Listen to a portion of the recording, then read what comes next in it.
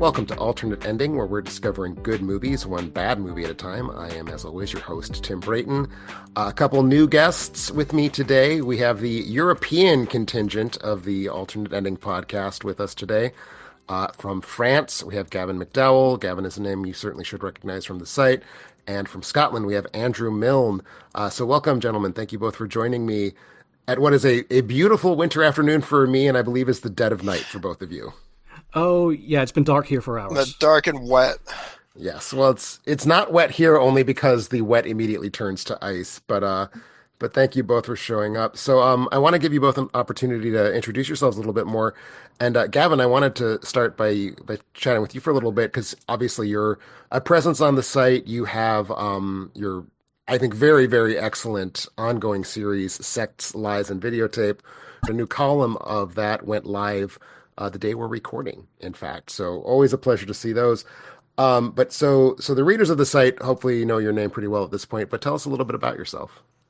Right. So as Tim said, I write Sex, Lies, and Videotape every month now for more than 2 years. Before that, I did a brief series on bad French cinema, which will become relevant for this episode. I am a French citizen. I live in Paris, but I was born and raised in the U.S. and in Indiana. So I am a son of the Midwest, like so many people attached to this site.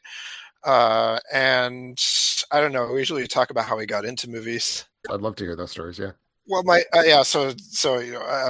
influence of my father for sure. He took me to the movies all the time. He took me to some very important milestones in my life. Took me to see Jurassic Park. He took me to see Gladiator, my first R-rated movie. He took me to see Princess Mononoke, and trying to remember another one, the Coppola film about Vietnam. Apocalypse Now. I was going to say, I love that you called it the Coppola film about Vietnam, the very obscure art sometimes movie. I can't remember something, which is increasingly frequent. I'd say the first thing that comes to my mind. No, I get that. Yeah, 100%. so lots of things like that. When I was in college and graduate school, I happened to live close to some like cinematheques that would play all sorts of movies all the time. I got to see some great classic movies on the big screen and just became an addict. It's my primary avocation. That's right. I think that's enough about that. Excellent. Well, we'll have plenty of time to catch up and learn more about you as the weeks go on. Andrew, what about yourself? What's your path into the cinema? Hi, Tim. Good to speak to you guys today. So, unlike yourself and unlike Gavin, I guess I don't bring any particular expertise to the subject of film. I'm not coming to this from any kind of academic specialism. I'm just someone who's put his opinions about movies out into the world for the last 12, 13 years, and so far no one stopped me, so here we are. I ran across Antagony and Ecstasy back in the day. I've got a distinct memory of it. I came across a pull quote from your review of Orphan on Rotten Tomatoes back in the day, and I remember having seen that film. There was a quote, something to the effect of, "The final twist of this movie could not have been anticipated, but that's only because the twist is so hillaciously stupid." And I thought, okay, this guy gets it. So I've kind of made the comment section of A and E, form AE now, formerly A and E, my home ever since then. Which I just need to interject. I feel like you and I are in the minority feeling that way about the twist in Orphan, but I stand by that opinion. FYI. No, the twist in Orphan is like indefensible. So yeah, that's good common ground to start with. I did take a couple of years of film studies courses back when I was an undergraduate, which was a time in my life I still hold a lot of attachment to, and the kind of exposure I got to a lot of classic and a lot of foreign films back then that I might not otherwise have had. But I also, like yourself, Gavin, actually, I inherited a lot of my taste from my father, I think. Some of my earliest memories are of being taken to see the Star Wars original trilogy re-releases back in 1997, and having to hide from the scenes in Return of the Jedi when Luke's getting electrocuted by the Emperor, burying my face in my dead. My God, that shows how much younger I was. 12 in '97. There you go. Oh, that's the I idea of being I scared of was that. not going to be uncharitable enough to have the same response, but mine was like, my God, I was in high school. What is wrong with you I know. people? So yeah, that's the we've got a pretty good sort of split between the generations here, but that's certainly something I picked up from my dad, and he was a big fan of sort of gritty 70s and 80s action thrillers and hard-boiled crime procedurals and stuff like that.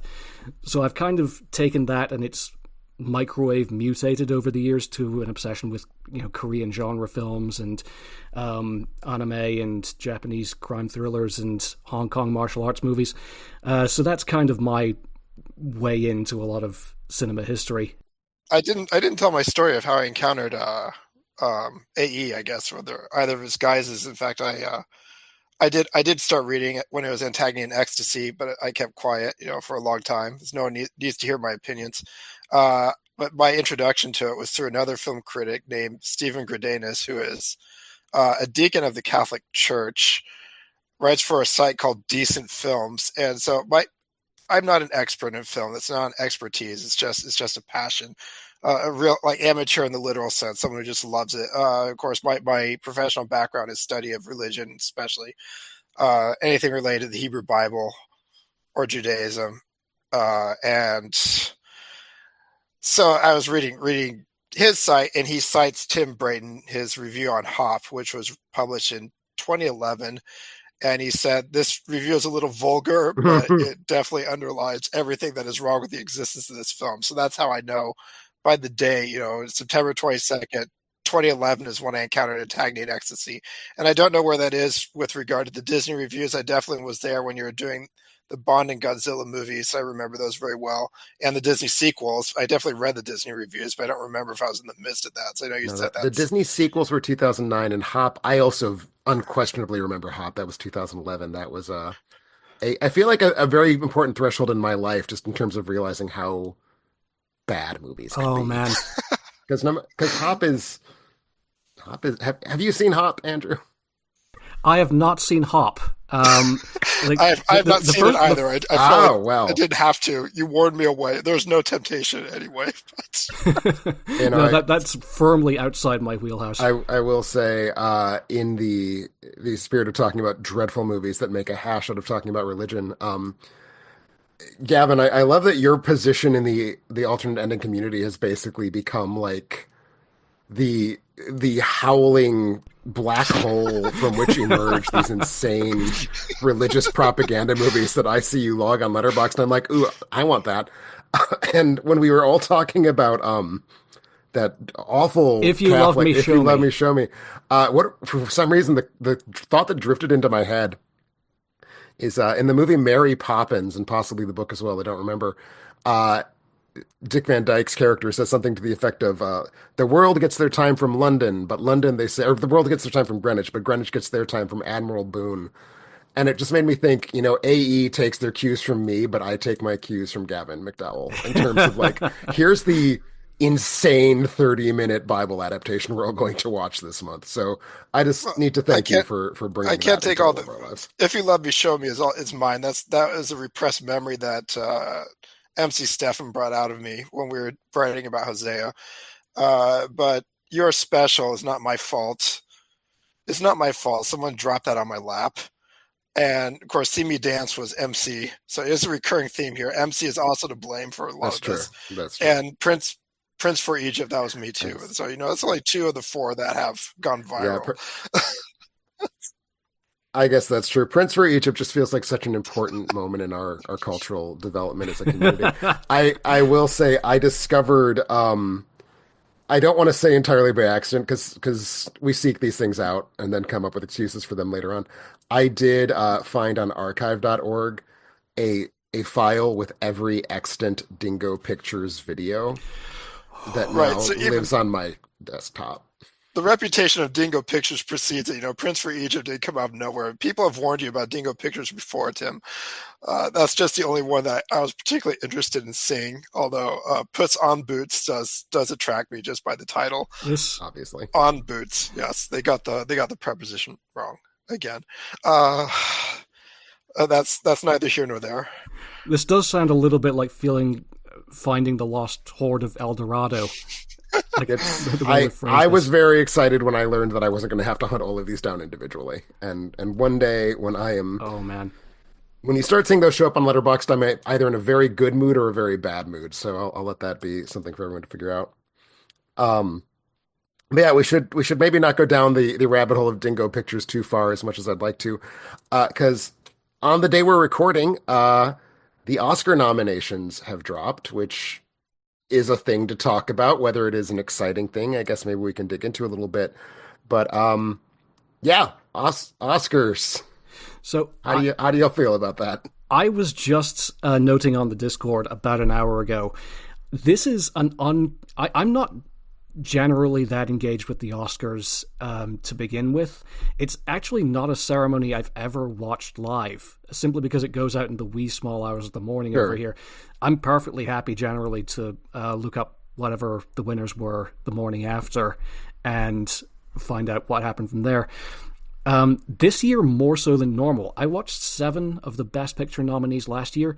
So far this year, I'm at 2. I've seen The Substance and I've seen Dune. And the rest of them, I don't know. I might catch up with Anora and Amelia Perez ahead of the ceremony, but yeah, it's just nothing's reached out and grabbed me so far. It's odd. You have any slightly more enthusiastic or even less enthusiastic thoughts? Okay. Well, for the Oscars, I used to watch the Oscars when I was a kid. But again, I don't really watch the ceremony, but I am interested in the nominations. I usually like to catch the best picture. And now, I live in France, so I watch the Palme d'Or whenever it comes out here. And since I've been living in France, I arrived in France in 2010, but I had a 4-year interim period in Quebec City. And when I came back from Quebec, I decided I would watch all the Best Picture nominees as kind of a compromise between going insane and watching every nominated film. Hmm. Is try to force myself to watch films I normally wouldn't watch, and that was a mistake because I avoid certain films for a reason because Hmm. I know I won't like them. But anyway, I watched Women Talking, and I watched I'm trying to think some other Licorice Pizza and things of that nature. I've done it in 20. I did it for the films of 2021. I did it for the films of 2022, 2023. So now I have to do it again because it's a tradition. I have seen 6 of them already. But the French release schedule, they like to hold in their cards. If something's going to be a prestige picture, they usually release it about now. Oh, okay. So I have no chance of seeing The Brutalist before February 12th. Bob Dylan shit show is next week. I'm not looking forward to that. And I'm most upset about Nickel Boys because the release date is listed as prochainement, which literally means soon, but it could actually mean never or on streaming or 3 to 5 months from now. And I'm not looking forward to that film either because of Tim's negative review and also because the subject matter doesn't interest me, and finally because it's 140 minutes long, which many of the nominees are. Hmm. That's just obscene. Right. So most of the ones that remain are films I'm not actually looking forward to seeing, but I will see them because I cannot break a tradition. That's another problem that we in the alternate ending community have is. Yeah, compulsively watching our way through lists. I Yeah, Yes. or just kind of failing to, or just losing bets. I It will feels say I that way am curious to sometimes. see The Brutalist. I think the imagery in the trailers has kind of spoken to me, and I like the idea of this very straight down the middle, sort of very serious, very thematically freighted epic about the immigrant experience in America in the 20th century and the sort of specter of anti-Semitism. And I don't know, it's speaking to me as a kind of like epic prestige picture. The trouble is, the only opportunity I'm going to have to see The Brutalist is going to be next Thursday when I'm in Glasgow. It's a 12 midday showing when I will be waiting to catch a 14-hour flight, Oh, geez. and immediately after I'm recovering from a death metal concert. So I might not be in the greatest state of mind to absorb The Brutalist at that point. I That's a very like specific mental state to be in. I don't even want to predict. I uh, I will say The Brutalist is the one film nominated in like any category that I haven't seen that I actually am looking forward to. Uh, I loved Vox Lux, so I'm, just here for Mhm. Brady Corbet, as apparently we're supposed to pronounce his name these days, which fuck you, you came up as Brady Corbett. We all know that, and you've just decided you're French now because you're arty.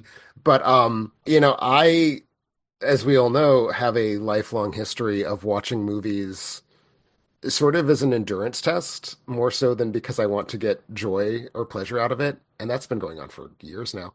Um, so certainly when I look at this list of movies that is like I get to watch the Tyler Perry movie because a Diane Warren song that's going to play over the end credits was nominated. I'm like, sure, that sounds like a thing to do with 2 hours of my life. Sure.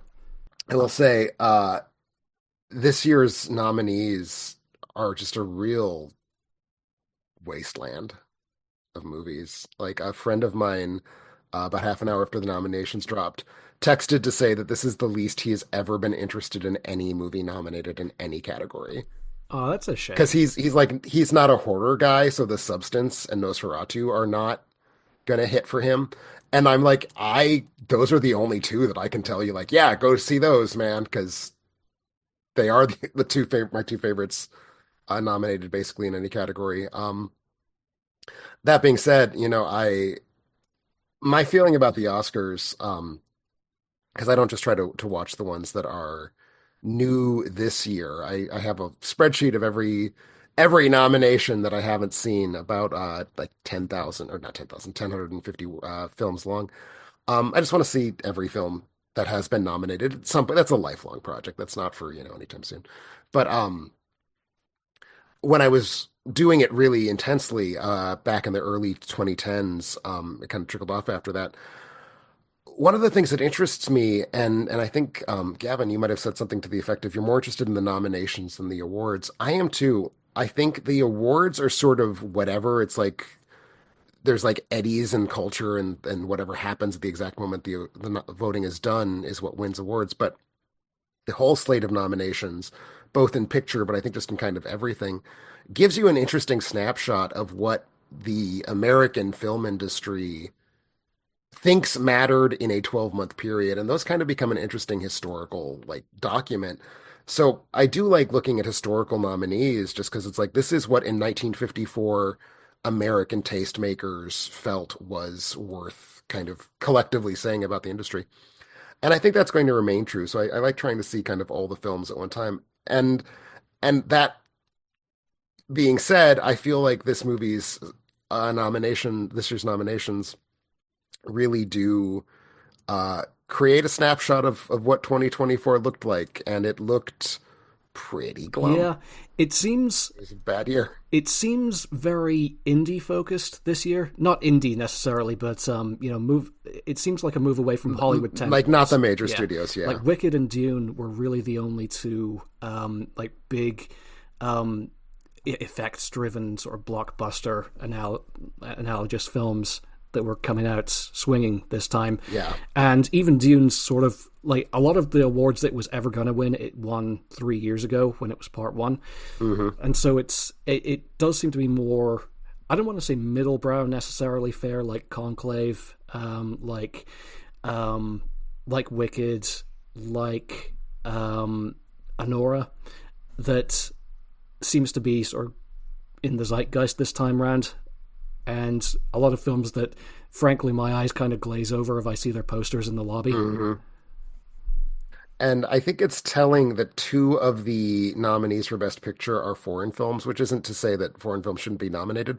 It's just anytime they are, it always feels to me like the Academy was struggling. And same for Best Actress. Two of the nominees for Best Actress are from foreign language performances, which again just kind of is a tell to me that like the people doing the nominating weren't coming up with stuff, so they had to kind of like go outside their comfort zone. And that's increasingly less true. But for a lot of years, there were just foreign language films, non-English language films didn't get nominated, and it always sort of makes me curious when they do, especially kind of en masse like we're seeing this year. Can I put in a note there as someone who inhabits two different worlds? So I remember when Parasite won, and it was kind of like Hmm. a minor blow up about that. It's like, why should a foreign film take Best Picture Yeah. there? And I feel like there are some commentators saying that the Oscars don't represent, just the best American film, but like the best film in the world in that year. And Yeah, that's not true at all. I don't think that's even remotely true. It's like the French Caesars don't take into consideration. Like, if an American film will never win a Caesar, we don't give a No, shit about your 100%. American. Well, we do very much, but we won't reward them. So we just watch them. We don't want to give them awards. That's what you guys have your awards for. That's what best foreign picture is for. I mean, I don't mind that Parasite won because it's very deserving. It was like Amelia Paris. I enjoyed Amelia Paris. It does not belong. It is not a Best Picture winner, um, Yeah. except the sense that it addresses, or at least it features, things that people talk about. So, When was it Right. that the artist won again? oh, 2011. 2011. Which is Yeah. kind of a cheat because it's the silent film and it's kind of skirting around the edges of the best Hmm. foreign language feature category. But yeah, it does tend to be. Again, I think that was kind of a nobody really talks about the artist anymore, except in the context of Oscar winners, do they? Well, the director, I mean, in his native land, the director is still known. He had a film this year, which you guys won't be able to see. Oh, It was animated. It was very good. Okay. Um, I actually was just having a conversation like 2 days ago with a friend, 3 days ago with a friend about the films that competed at Cannes in 2024, and just sort of like batting back and forth. Why didn't this one win? Why didn't that one win? And we were both astonished to see that he was like still making movies that people cared about. So I'm glad to hear that he's still apparently like commercially viable in France because he's not commercially viable anywhere else, I don't I think. mean, he's a name. I can't pronounce his name, like Hazard Vicious or something like that. He's married to Bernice Bejo. I hate that. She's very hot. Yeah, he remade One Cut of the Dead, which was a mistake. He Um, remade oh, One Cut that's of the that's a Dead. point against them yeah, already. yeah. That's so stupid. I reviewed it for the site. In Oh, I must have fact, missed that it's one. called because what I don't even remember what it was called, like Final Cut or something like that. Yes, that's one Oh, of the that's worst. right. Anyway, that's one of the worst ideas of all time. But the bones were strong, so the movie itself wasn't bad. But I'd already seen One Cut of the Dead, so no, it's just the same thing. They didn't update it in any way, except Bernice Bejo was in it. I like that. But Okay. anyway, his new is it's a Holocaust film, so that's kind Oh, of there you go. I'm tired of Holocaust films, but it's in the Fable. It's based off of BD, a French Belgian comic book, and it's very short. So those are all good things, I think. Okay. And I'll try to remember what it's called. Like, The Most Precious of Cargoes is the Okay. title of the film. A Holocaust film and it isn't getting any Oscar pull. Well, they can't all. Well, it hasn't been officially released yet. I mean, like I mean, Mars Express and Chicken for Linda. What is it? The English title is Chicken for Linda, Is yeah. that the English title? Chicken for those came out like a year ago, and I was stupid and didn't go to the theater to see them. And then I see you guys rating them on Letterboxd saying they're so Mars good. I Express thought, is well, great. I want to see Mars Express so badly. anyway, expect Most Precious of Cargoes to get this kind of buzz a year from now when it crosses the Atlantic. And I Um, do just to wrap up my thoughts on the Oscar nominations, which are not very much of anything. I do want to thank the Academy for saving me. I made a calculated bet a week ago that I was very nervous about because I could have seen a double feature of Baby Girl and The Last Showgirl on Monday. Oh. And I was like, should I do that in case they get nominated? Because if I don't, then I won't be able to see both of them. And I was really nervous about it and felt like really awful all day Monday. And neither one of them got nominated for anything. So my bet paid off. I'm very happy I don't have to see Baby Girl. I was thinking the same thing. I have the opportunity to see Baby Girl tomorrow, and I was initially enthusiastic. I think it was Brennan's take on it that's kind of put me off at this stage. And if it's not getting any Oscars, then I'm not like getting into any conversations about it either. So Yeah, our episode last time where we had Caleb praising it and then Brennan immediately shitting on it was a real like raised my spirits and then lowered them again about Baby Girl. So I think I'll be Oh, content to just never see it. yeah, I might be in that same ballpark. But yeah, but that's I feel like the Oscars they are what they are. They are both a symptom of culture and a kind of diagnosis of how bad it is. But shall we move on to maybe hopefully slightly more interesting movies that we actually chose to see because we wanted to talk about them. I Maybe, hope so. maybe. Yeah. Uh, I'm gonna go first, which I don't typically do, but I need to take a breather because I have seen so many prestige movies in the last week. In addition to the Academy Award nominations, my group, the Online Film Critics Society, uh, released our nominations on the 17th. And so I had to just cram a bunch of movies. I had not seen 21 of the films we nominated in various categories. And by God, I want to see as many of them as I can. Uh, but so I've been watching a lot of prestige films, and it burns a body out. So the movie I want to bring to the table is a film that I watched with my partner a week ago, but has stuck in my mind as like the last fun movie that I got to watch before this phase of my life started, which is a 1975 Giallo, one of the major films by the director Andrea Bianchi. And that is the film with the classy, glistening English language title, "Strip Nude for Your Killer." Uh, are either of you Giallo fans? Remind me. Somewhat. I love it. I do like Italian horror from time to time, so that's definitely in my wheelhouse. It's on my radar. I've come across the title before. In fact, I think a couple of years ago we talked the best movie titles, our favorite movie titles, and that feels like it belongs in that pantheon of the Italians just did it better than It's anyone a else. title that stands out for sure. So that's got my attention, and I did see your letterbox score, which I think was 2 stars and a heart, which is automatically interesting. It's it would feel profoundly dishonest to imply that this is a good movie because it is certainly not. It is a movie. It has a plot. I mean, I could sort of tell you what the plot is. Basically, we see in the opening sequence a woman die during the process of an illegal abortion. The abortionist hides her body to avoid getting caught and avoid any sort of evidence of this crime having been committed. And he is then immediately murdered by someone dressed in motorcycle leathers and a big motorcycle jacket.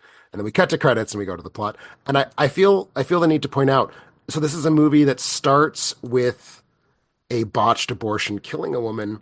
And the first thing we see in this movie's literal first frame, maybe, certainly its first shot, the botched abortion has been framed to give us a good view of the victim's pubic hair, Okay. which is just where this movie's at So in terms of just filling every prurient interest it can possibly manage to do. Uh, the slam slash praise of slasher movies is that they're just a cheap excuse to come up with reasons to show you boobs and blood more or less simultaneously. And this movie is that. Like it's like an hour and a half, I think, 98 minutes of scenes that basically just motivate having characters get undressed, generally not exclusively female characters. You do see nutsack in this film, oh which was wow. quite an exciting surprise to me Wow. as well. Uh, they undress and then they die, often in pretty elaborately gross effect scenes.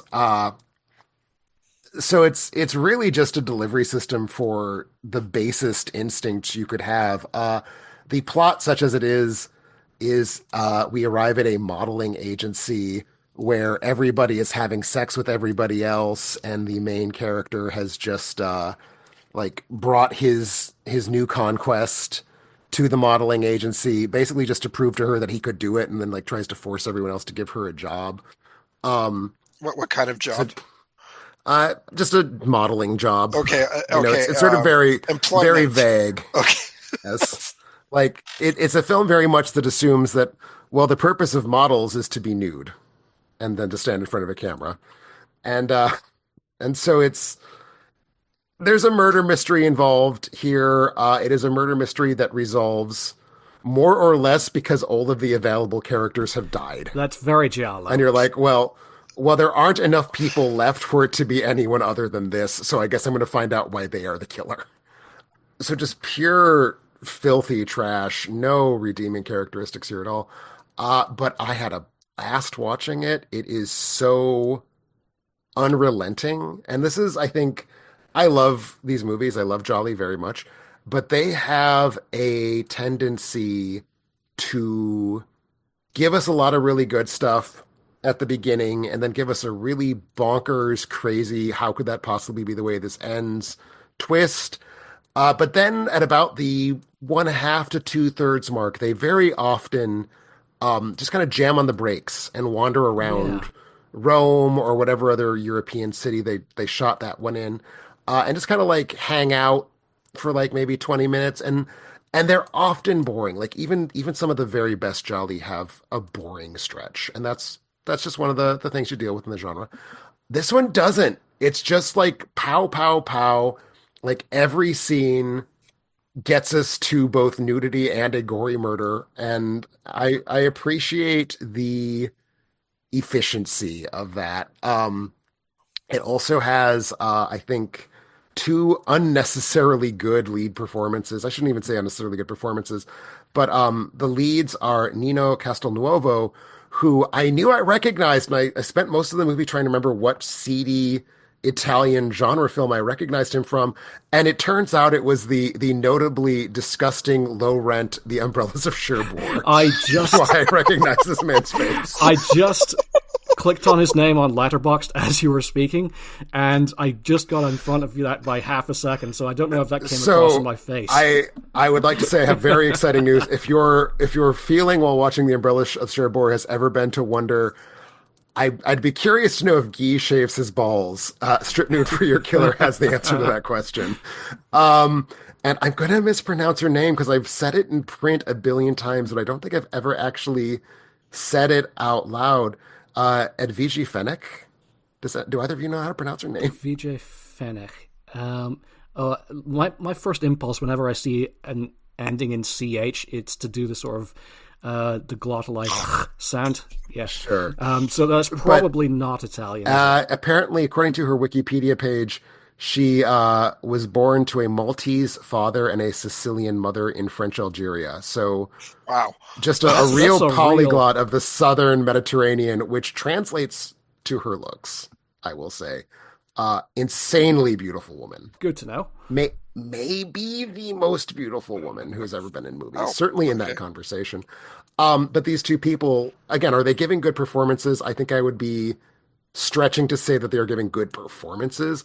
They are dominating the screen as great movie stars. And that helps when you're in something that's just completely frivolous and weightless as Strip Nude for Your Killer would have to be with a title like that.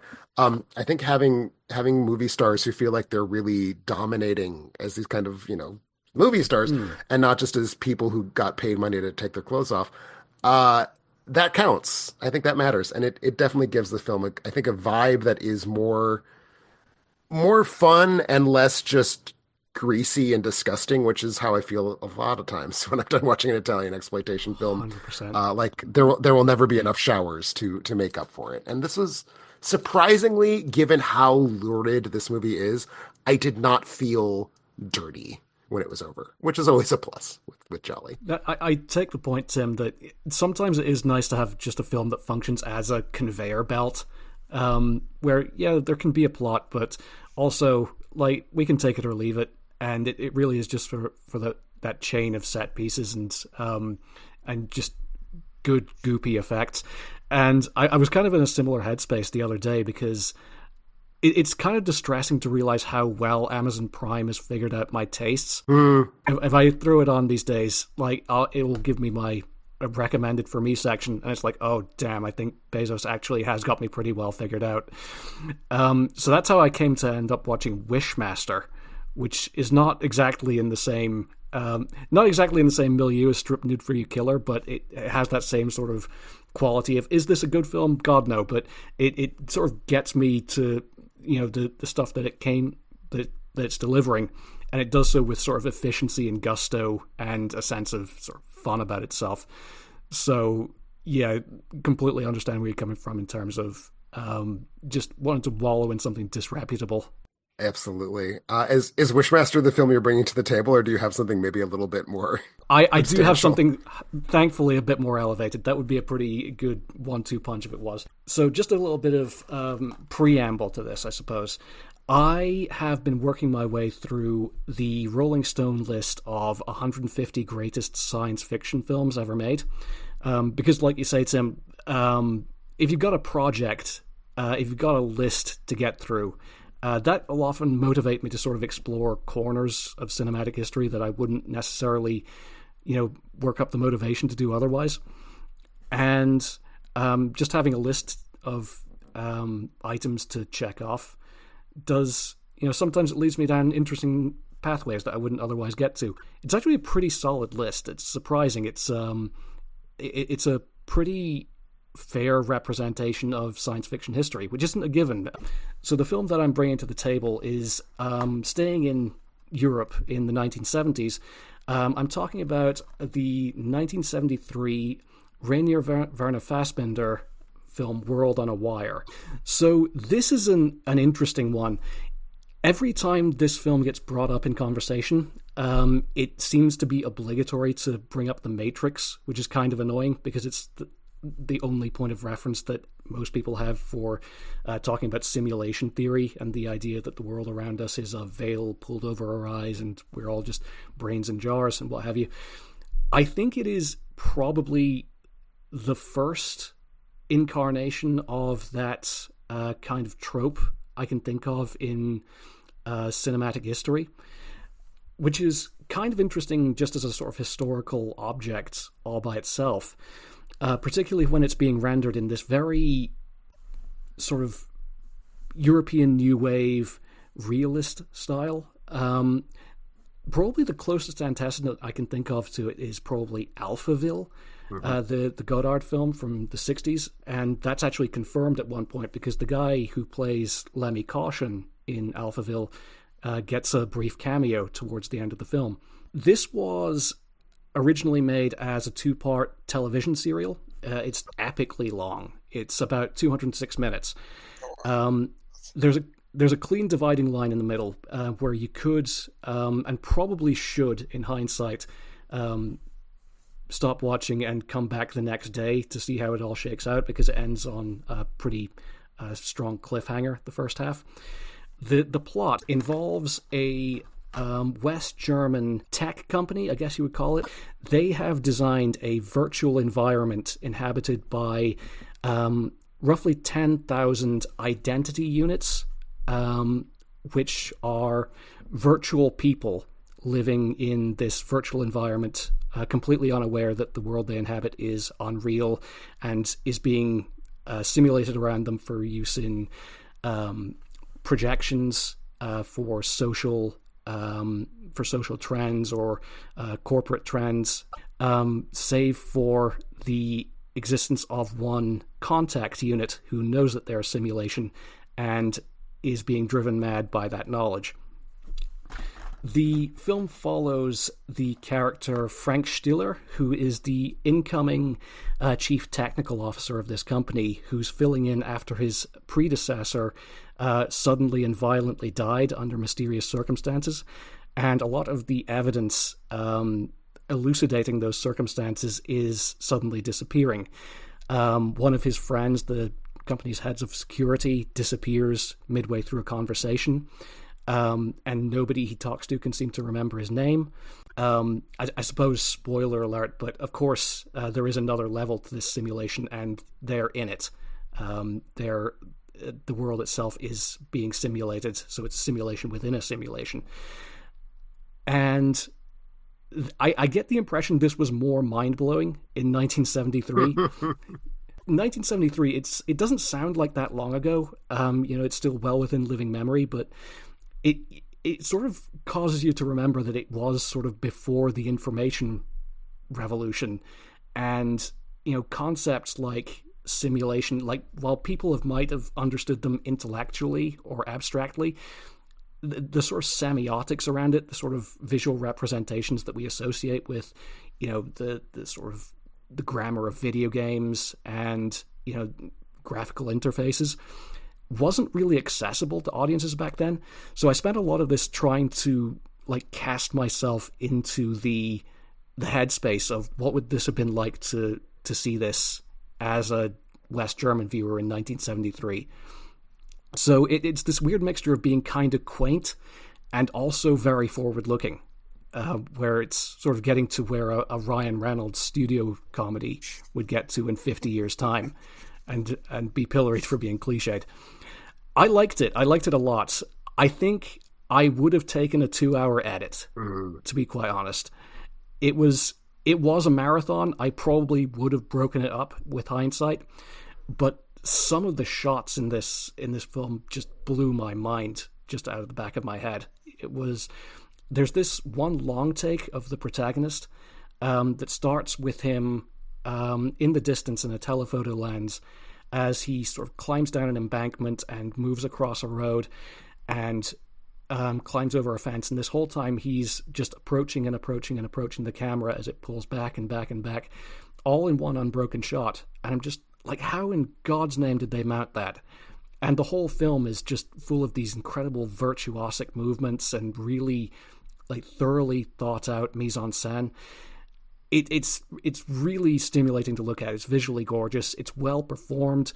The main character, whose name is, I apologize if I butchered the pronunciation, Klaus Lovitch, really charismatic lead. He's sort of he sells himself as someone who could be the CTO of a tech company while also being kind of this wronged man on the run, Harrison Ford in The Fugitive, sort of parallax view thriller protagonist.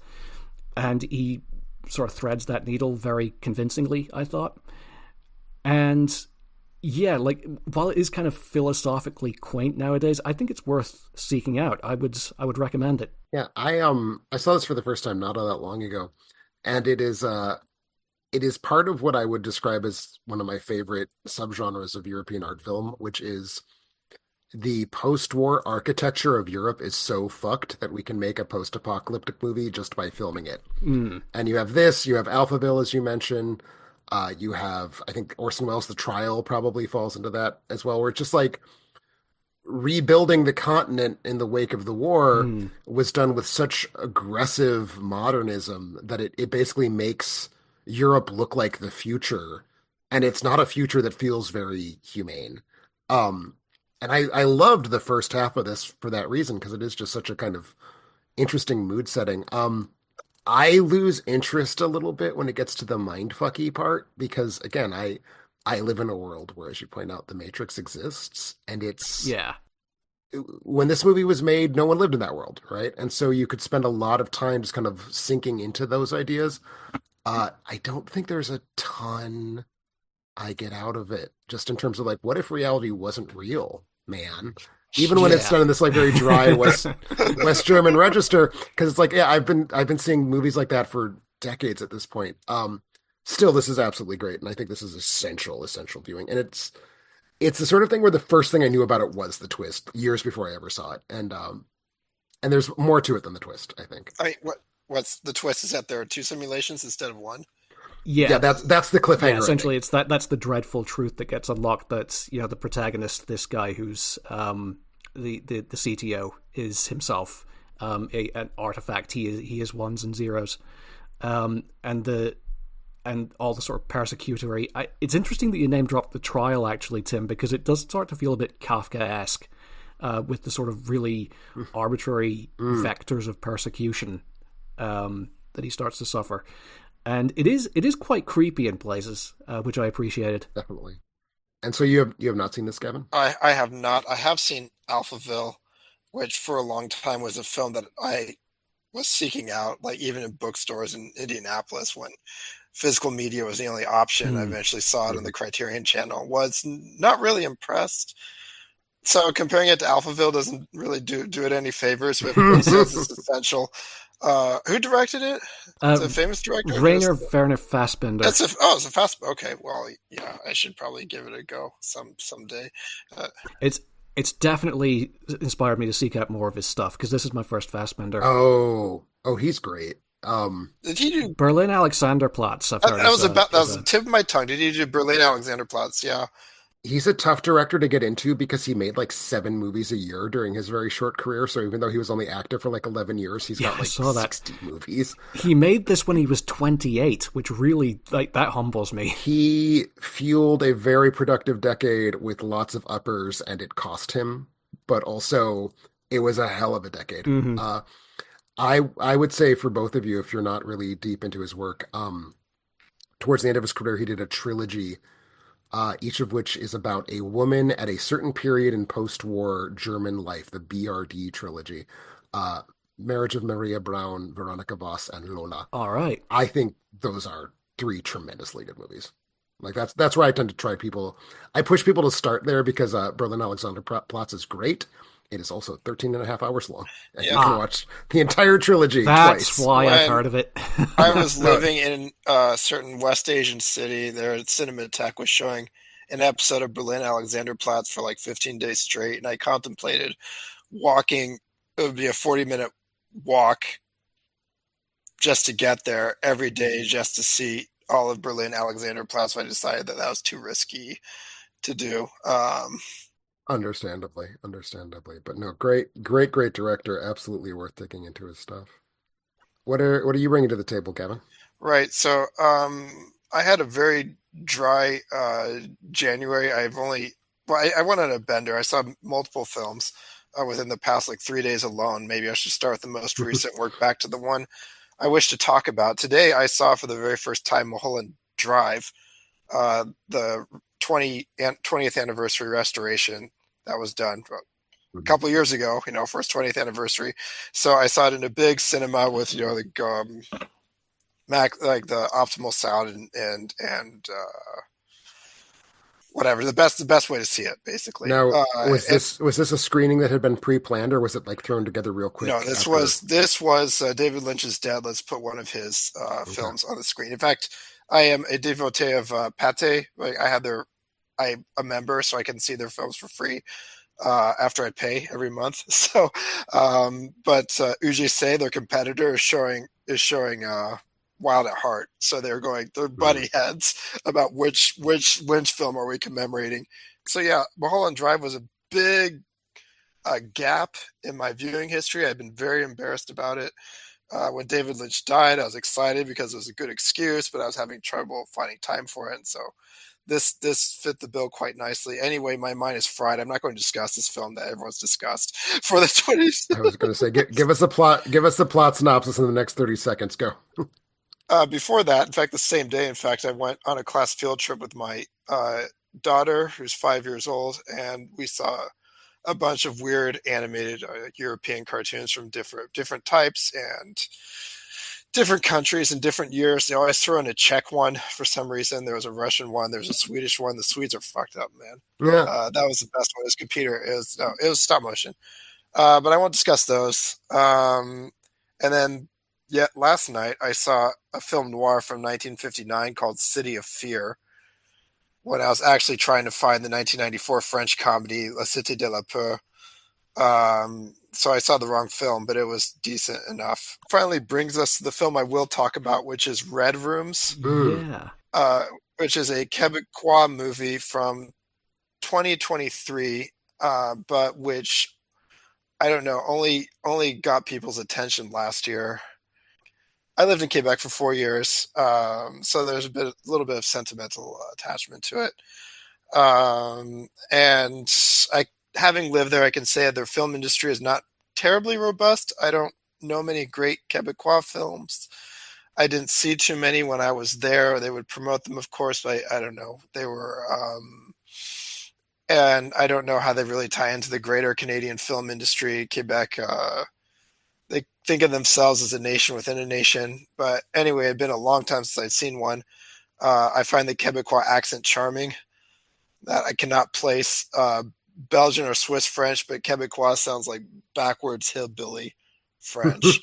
And this film is sufficiently serious that I thought I could not stop laughing when they were talking about very serious things in a very silly accent. It's sorry. So here's what it's about. It's been compared to Anatomy of a Fall, somewhat unfairly, but it has the appearance of a legal procedural. It's about the person on trial. His name is Ludovic Chevalier. He is accused of being a serial killer who had abducted 3 girls and brutally murdered them and taped them and sold them on the dark web. And the room where he did this is the titular red room. So I guess there's only one red room. And not the very opening scene, like the first major scene is the opening arguments, which is a great way to get exposition in without being awkward about it. So you have the crown prosecutor walking around the room in what is almost an unbroken take. There are a few cuts. I thought this was quite virtuoso. It's a very confident display. It was like, we know that whoever has the longest take has the biggest dick, right, in filmmaking. But I was impressed when I finally realized what was going on. It talks about things like the red rooms and the dark web, which are concepts that are so obscene you can't use French words for them. They say them in English. And during this exchange, when you have the defense gives his explanation as well, the camera zooms in on a woman we've already met because we followed her into the courtroom. And this is the protagonist, excuse me, the protagonist, whose name is Kellyanne, played by Juliette Gariepy, who I do not know from anything else. She is staring straight ahead, and she has no emotion on her face, and you can tell right away that this person is not well. And over the course of the film, you discover that she is very interested in this case for reasons that do not really become clear even by the end of the film, but it does become clear to what degree she's off a rocker. So it's not really about the trial like Anatomy of a Fall is. It's like Anatomy of the Fall, in which I don't think the guilt of the person is really in doubt, although I suspect people disagree. There's some people who think that, Anatomy of a Fall is ambiguous. I think they're crazy. For the sake of these people who might think that Chevalier is innocent, like some of the characters in the film, maybe it's a murder mystery for them. It wasn't for me. It was a character study of Kellyanne, who becomes another person that's there, latches onto her. Her name is Clementine. She has extremely strong Quebecois accent. I couldn't stop laughing whenever she talked.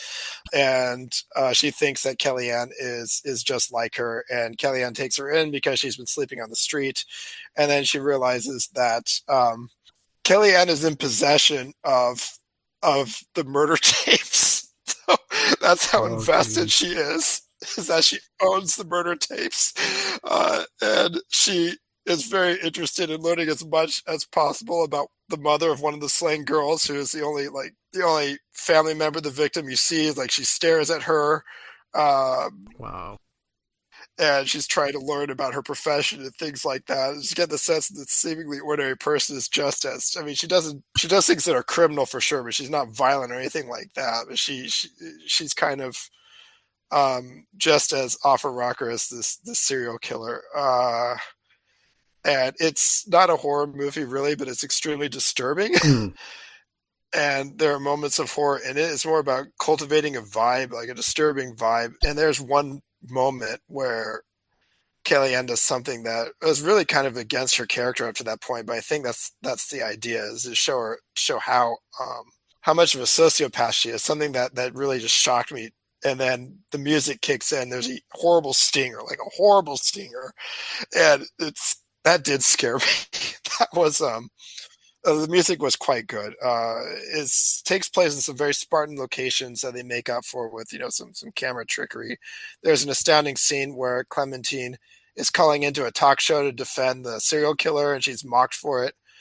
But there's like a big screen in Kellyanne's apartment when she's calling in live, so it's like she's being interrogated by Big Brother. It succeeds in making, first of all, I think it has a credible portrayal of hacking. I don't know really what hackers do, but it looked credible. It looked like something that someone who knows how to That's navigate the dark web would do. that's a big achievement for a movie, because It's typically hacking is like, I'm going to type, but yeah, fast. type fast in this. Just and even better than that, it makes researching on the internet and chasing down leads look exciting.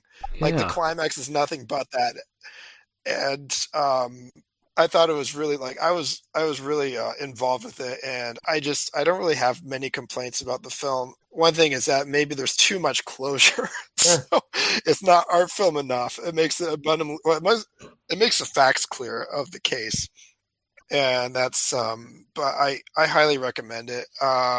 I want to track this down now. Like, you've kind of I'll sold me be on this. devastated. Well, like if Tim doesn't like it, I'll be a little bit You know, disappointed. it sounds interesting, and I'll say it seems like the reason that it might have come kind of back into the discourse because you were sort of saying it was 23, but people started talking about it. It didn't get released in the States until September of 24, based on what I'm seeing. Mm, So I think that might be why people were talking about it, because obviously, as we all know, the United States is the only place that matters.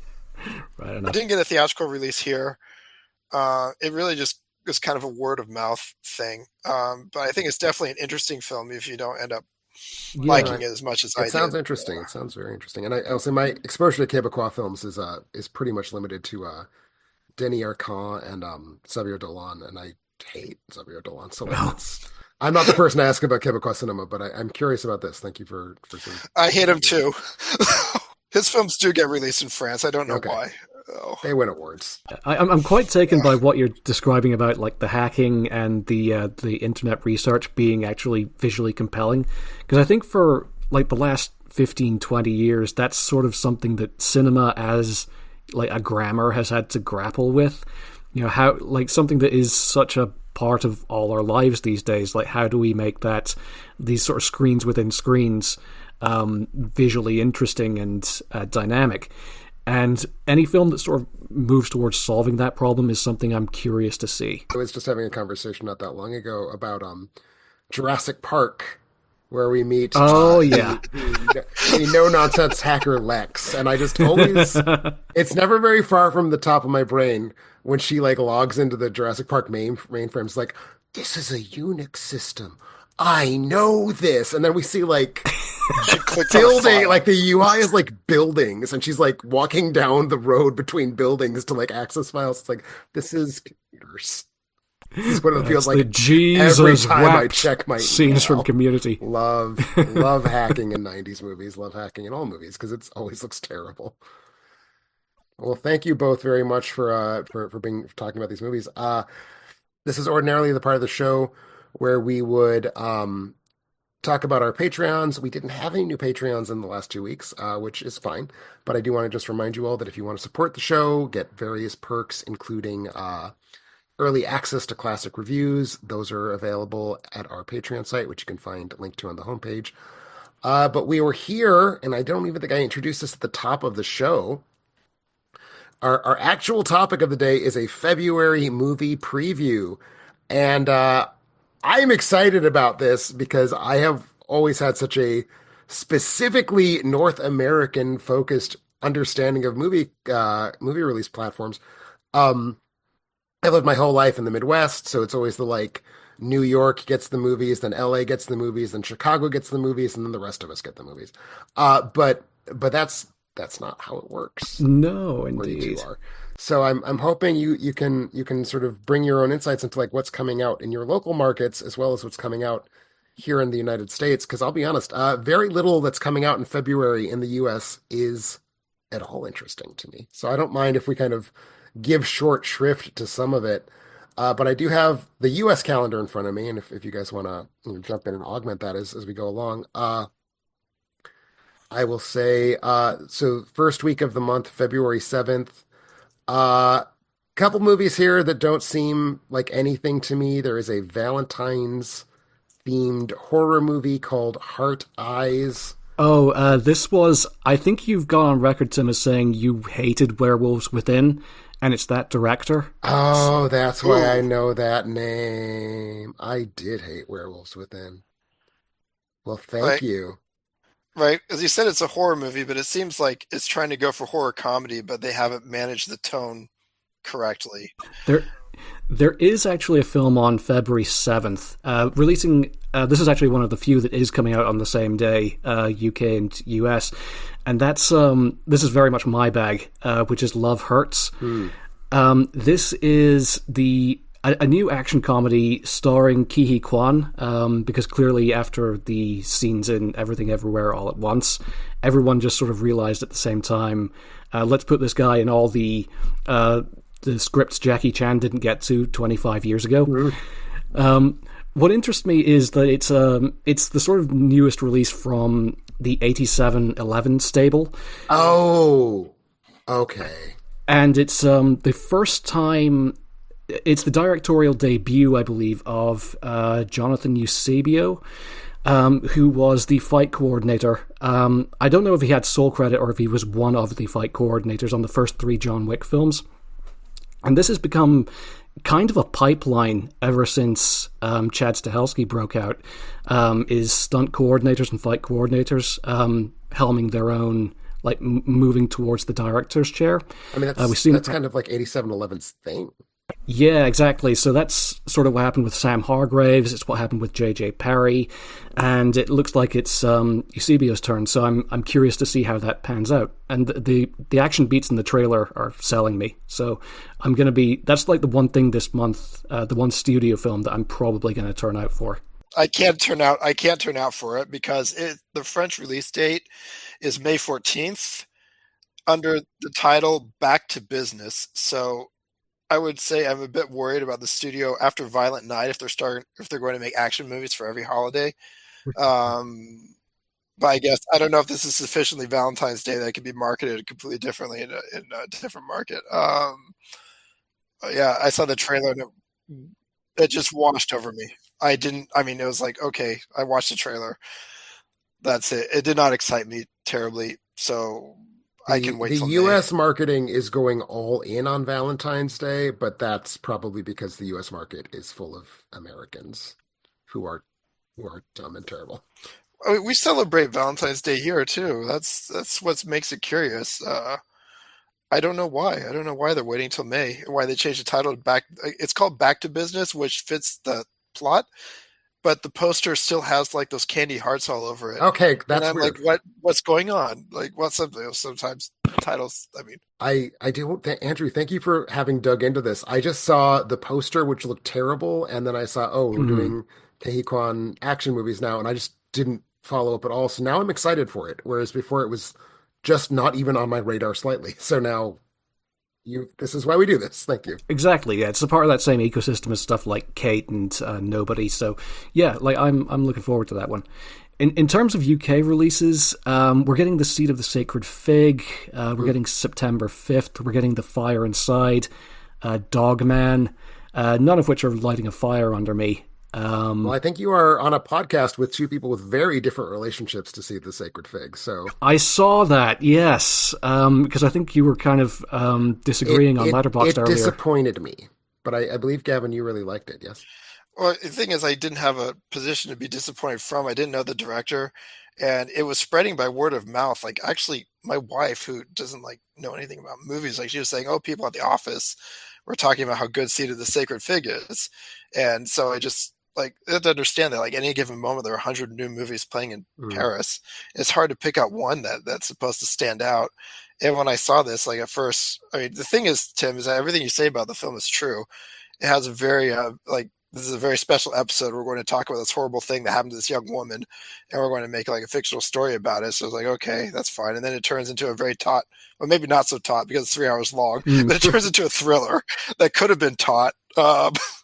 And I really dug. Like, I wasn't expecting it, and I was really into the cinematography. And to be honest, I just like listening to Farsi.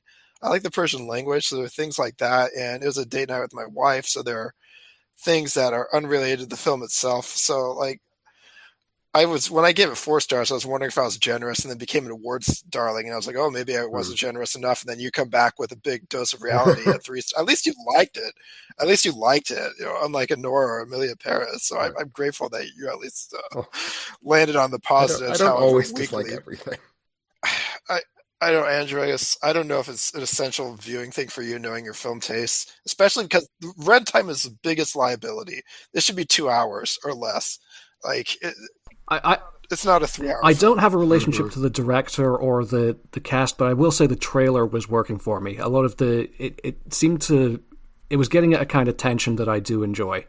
So that, like, of those other releases that week, that's probably the one that. The thing is, like, I won't be in the UK for the first 2 weeks of February, so I will try and track it down when I get the chance. I have to say, if we're going chronologically, the first week of February has the biggest original French release, which is entitled "God Save the Touche," which is the fifth installment of the Touche franchise, which I have actually written about on Alternate Ending when I was doing the Bad French Cinema, which should tune you into how I feel about the Touche films. It's the Beverly Hillbillies. Like, these are like jackies, that become unexpectedly rich in the first film. And the first film they go to Monaco, and the second film they go to the U.S.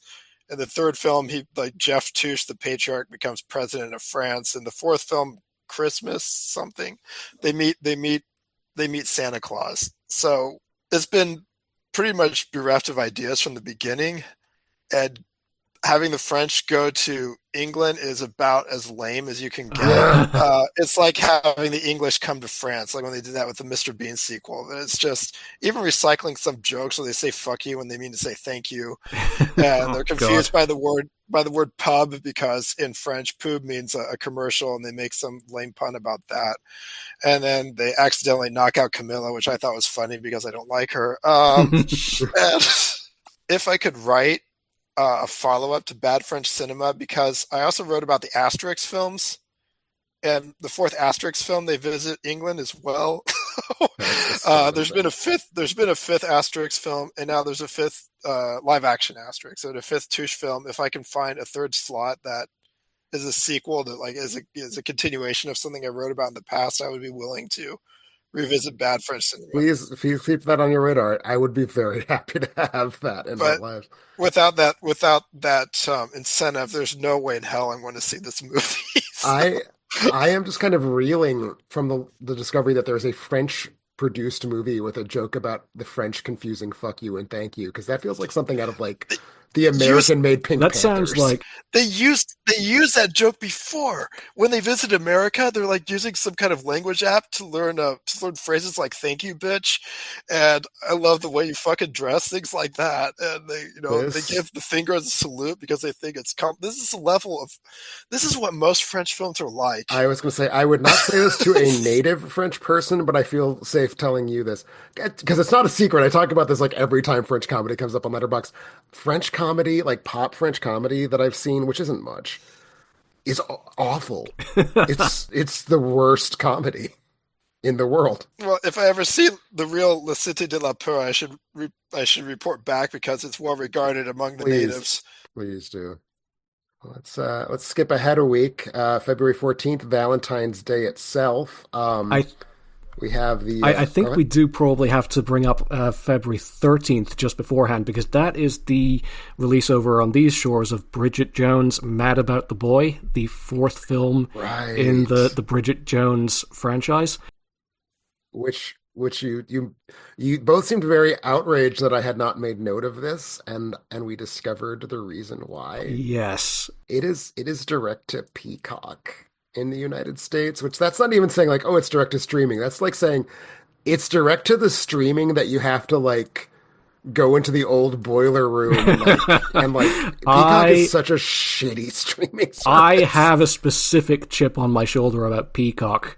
Because last year that was the streaming service that monopolized the release of the remake of John Woo's The Killer, which it is entirely inaccessible to me over here. I couldn't even get onto Peacock with a VPN because I think you need to have like an American bank account to get an account. We had this problem before, Andrew. We were trying to watch The Detective, which is the prequel to Die Hard Asterisks. I don't feel like explaining that at the moment, but we got blocked. Yeah, by copyright laws. That was a disappointment. I could have seen The Killer. It played in French cinemas, but it was not well received, and I had not seen the original, and I thought that would be a disservice to watch a crappy remake, even if it's the same director. I told you could have we're just a train ride away. That's I'm about I'm about a 12-hour train ride away. So yes, it's technically true. Yeah, but I'll get out there one of these days. I promise. But we get. Sorry, we get. Can I talk about Bridget Jones, or did you want to jump on that, Tim? No, I have nothing to say because this is a Good, movie good, good, that does good. not exist Okay. in my sphere. Well, we the French, we get Bridget Jones a day earlier than the English because we're better than you. So that's what we get on February 12th because new releases are on Wednesday for some reason. My wife has seen. She made me watch the other three Bridget Jones. I should point out that the third one is not based. Like the first two are based on novels. The third one is not. They just made shit up, and it has one of the most. She has a baby, and that's one of the most unimaginative premises for a rom com series that needs to keep coming up with reasons to make her life complicated without getting rid of her principal love interest, who is Mr. Darcy, played by the real Mr. Darcy, whose name I've Colin Firth, isn't it? Colin Firth, yes, Colin Firth, yes. And the reason that they did not follow the third book is because he dies in it. Oh. And I know this because my wife was reading the book on vacation, so I have some familiarity with the plot already. And apparently they follow that, like they follow through with that in the film. And I was like, you've killed off the love interest, the main love interest, and now you're going to try to make Renee Zellweger go chase after two people that we don't care about, and possibly Hugh Grant again. I don't know. I don't know if I can avoid watching this movie because of my priors. I'm sorry. Just pray for me. I just, I remember I picked up the book when my wife was reading it, and I opened it up, and Bridget is talking about comparing something to the 7 plagues of Egypt. I just closed it again and put it away. I was like, 7 plagues. There are 10 plagues. An editor should have caught that, Bridget. But anyway, it's also the only rom-com coming out this month. That remains an ongoing just shock to me that the rom-com cannot get back up. I mean, it was just like a year ago we had that Glenn Powell and Sydney Sweeney movie that was like just chugging along, making money for like 6 months, and we can't get the rom-com to come back. Like, it's a real bummer. I think the idea of the rom-com has been has been so poisoned by all these kind of shoddy Netflix originals. Like there was like if we're doing cross-cultural analyses of this, A Castle for Christmas was the butt of jokes in every Scottish newspaper for about a year after it came out. Okay. And so like all these sort of awful novelty items like Hot Frosty, I think it's just like that's sort of the public perception of what a rom-com even is. But that's the thing. Stage. I feel like Hot Frost. Well, that's actually the question. Would Hot Frosty have become a meme if it went into theaters? Because it's the sort of thing where everyone sees it because there's no barrier to entry, so it feels like it was a big deal. But if it had been released in theaters, would it have made like 8 million and been forgotten about? I don't know. Yeah, quite possibly. I think it's pretty telling that a film with Renee Zellweger, Hugh Grant, Colin Firth, and Emma Thompson, as well as Chiwetel Ejiofor and Jim Broadbent, and several other pretty famous names, just the American distributor clearly decided there was just no possibility of people in the United States being interested in this movie. That feels just distressing, even though I would personally not want to see this movie, and yet here we are. No, true. It's the principle of the thing. Yeah. But we do have some other movies that are opening Valentine's Day, February 14th in the U.S., including the U.S. release of, I don't know if it's Armand or Armand. I don't know how hard you hit the D because I'm not sure what country this is from. I should check that out. I think it's German. I thought it was Denmark, actually. It's Norwegian. Oh. Okay, one of those countries. So there we go. Oh, yeah, because it's got, I don't know how to pronounce her last name, Renata Reinsve. Oh, yeah, she was the worst person in the world. And I just saw her in something like 2 days ago, and I can't remember what it was now. And I'm a different man. So I don't know. That might be a movie. Yeah. So I did do my homework and I went through the trailers for all of these. I watched the trailer for Armand. I'm genuinely struggling to get a handle on what the premise is. Like, there's a reason I didn't try to even mention the premise because I don't get that either. Well, if you read about it instead of watching the trailer, apparently it's about a very evil, sick little boy that did something terrible. Not an inviting premise. No. It seems quite morbid, but not in a way that seems particularly edifying to me. I don't know. It's got that sort of Norwegian sensibility of just everything's kind of overcast and awful. But I can't say it's jumping out at me. Well, There is a film that I am fairly confident will be opening in all of our countries on the same day. Oh yeah. Yes. Are any of us interested in talking about Captain America 4 or Captain Um, America Brave New World? I find the trailer is embarrassing. I was like, I actually feel like get secondhand embarrassment watching it. I feel bad for like the MCU and that people still like these movies, and also for America in general, because this is how we represent ourselves to the world. Speaking as an American Right. from there, and it's just like, I mean, does Marvel?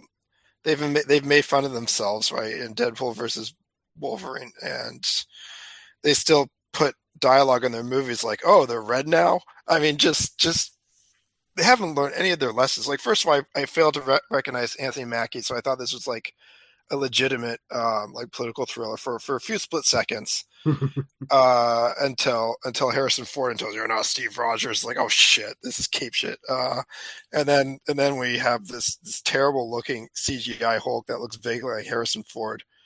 I think like if a real political thriller had like the president of the United States turning into a monster, that could be interesting, but I don't think it would be interesting in this context. Anyway, the trailer was. I'm on the outs of the MCU anyway, and this trailer made me want to run as far away as possible from see, this. see, I'm cool on the MCU these days. The thing is, I was back in the day, like, because I have normie tastes sometimes, and back around 2014, 2015 was the period in my life when I was bought all the way in, and I just, over the course of the late 2010s and certainly since Endgame came out, I've dropped all the way off MCU. The last one I saw in theaters was Spider-Man: No Way Home, and that pretty much just on the novelty of seeing Tobey Maguire back. And seeing this trailer kind of throws me because it really feels like they're trying to recapture the energy of Winter Soldier back when that was new. Just trying to get back to that same kind of what I think they think is the era of the MCU that people are pining for. Back when these were sort of heightened genre But they exercises. never really were. It was just a facade. I mean, my perspective on the MCU, I actually do like most of the films up through Endgame. I thought would if they had ended with Endgame, I think it would have been like a very successful project artistically. Mm, It's not like great Shakespeare. It's culturally important. Several of the individual titles are very entertaining, and quality was generally maintained. But the Endgame brought a whole lot of closure, and I thought I just can't imagine wanting to follow any of these characters, especially now that there are TV shows all over the place and the lore is out of control. and yeah, Uh, it's like it's hard to say goodbye if you won't leave. Is my Right. thoughts exactly. these days. Yeah, I mean, to me, it is 10 years now since the last MCU films that I felt like good about, which were the two they released in 2014. Captain America, as we were saying, Winter Soldier, which is not a great action film, but it's got moves, and Guardians of the Galaxy, which really scratched a Star Wars itch for me when there was no Star Wars to scratch it, and I still think it's going to Now be a you neat. regret that. Now I regret that deeply because I think that every Star Wars thing Disney has released, maybe excepting Rogue One, is much worse than Guardians of the Galaxy. But Fair. it's also the 10-year anniversary of when there was kind of two things that happened. One is that in 2014, Edge of Tomorrow tanked, Good and lord. then in 2015, Age of Ultron opened huge, and then Fury Road opened a week later, 2 weeks later maybe, and did okay. Hmm. And Edge of Tomorrow and Fury Road were these two movies that I made me realize I've been grading popcorn movies on such a generous curve. But if someone wants to be like, no, we're going to make a movie where Tom Cruise gets run over by the same truck 12 times and it's going to be great, that was always something we could do. Like that was always something that you could just make that movie and no one was making it. And it made me really mad that that movie had to like crawl over glass to touch $100 million, whereas the Marvel films like opened there. And that's really what I think more than anything else made me pissy about the Marvel films was like that kind of moment of Yeah. like, oh no, I don't have to settle for this. There's good popcorn movies. So So that's where I'm at with the Marvel films, and it is 10 years this year since Age of Ultron was the first Marvel Yeah. movie that I was actively dreading, and I feel good about that anniversary. I would like to say that Edge of Tomorrow has definitely it's the French have definitely remembered it. They're doing a Tom Cruise retrospective in Pathé Cinemas, and there are 5 films, and Edge of Tomorrow is one of them that they think is representative of Tom Cruise, and the others are very bizarre. It's like the two Top Guns, which okay, and Interview with the Vampire, which is a little idiosyncratic, and then Jack Reacher. But Edge of Interesting. Tomorrow is there, so Okay. And there's perpetual rumors that we're getting an Edge of Tomorrow too. So fingers I'm crossed. not sure where they could go with that plot. But if it goes the original, I'd be cautiously optimistic, especially since Yeah. Yeah, 100%. I haven't seen it since it was in theaters, oddly enough, but I owe that one a rewatch because Edge of Tomorrow was really cool. Um, but so that's obviously going to be the biggest film of the month, whether any of us are excited about it or not. But the other release that I think is going to hit in the United States is the same day as kind of counter programming, and that would be Paddington in Peru, which Is I guess this is really a question for Andrew. That has already released in the UK, correct? It's pretty much wrapped up. It came out in like the start of November. oh It's wow, coming to the end. Yeah, it's coming to the end of its run. And yeah, it seems to be well received, much the same as the first two Paddingtons were. I have a confession to make. Back in 2014, again, we're carping on that same year. I remember because I did grow up with Paddington Bear. That's sort of like a feature of my very young childhood. I believe I had like a hand-me-down doll of the character in the sort of anorak and the Wellington boots. Very iconic sort of figure from my like early childhood. And I remember seeing the trailer for the first Paddington back in 2014, which is this extended skit where he like clears out his ears of earwax using these toothbrushes, and it's this CGI bear integrated into a live action environment, and it's this whole extended over the top comic slapstick bit. And I just remember thinking at the time, this looks repulsive. I I think this. am fascinated to hear that because everyone I talked to in the US at the time assumed that was the trailer they cut for us dumb shit Americans because it seemed so out of step with the movie and with what any sensible, sophisticated audience would want. It is not that. The That's good movie to is know. not Okay. that. Yeah, because I remember when it actually opened and it was, 98 on Rotten Tomatoes, just absolutely getting rapturous praise from everyone. And I just, like, am I being gaslit? What's even happening here? So I think that initial impression, not that I'm really a mark for sort of family film comedies like of this ilk anyway, but that initial impression just left me with such a, it sort of put me off the films ever since. well I've seen the first two not in theaters, but I watched them later on streaming and before I had children. So but that was based on the universal like the positive reception. And I thought they were both, adorable. I like them both. The second one in particular had the reunion of Hugh Grant and Peter Capaldi that I've been waiting for since Lair of the White Worm. And that's it is the thing is the first two being good is not like it doesn't mean the third one will also be good. I've learned that the hard way, with Spider-Man. And I confess with Shrek, 'cause I like the first two Shreks, Mm. but then I avoided the third one because no one seemed to like it. So, and or Pirates of the Caribbean, things like that. There's no guarantee the third one will be any good. So I do not. I mean, I'm waiting cautiously. Might take my children to see it. And where's Sally Hawkins? Yeah, that annoyed me when I realized she had been recast.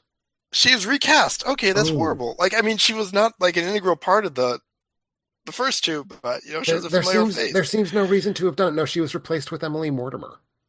I mean, okay, well, you do have. I mean, just seeing Hugh Bonneville. I mean, he's just like it's not exactly taxing his acting abilities, but he's kind of like a familiar face, right? You're like, I like seeing him in that. I don't think we're going to get Peter Capaldi again either. I just like seeing him in a role where he cannot curse under any circumstance.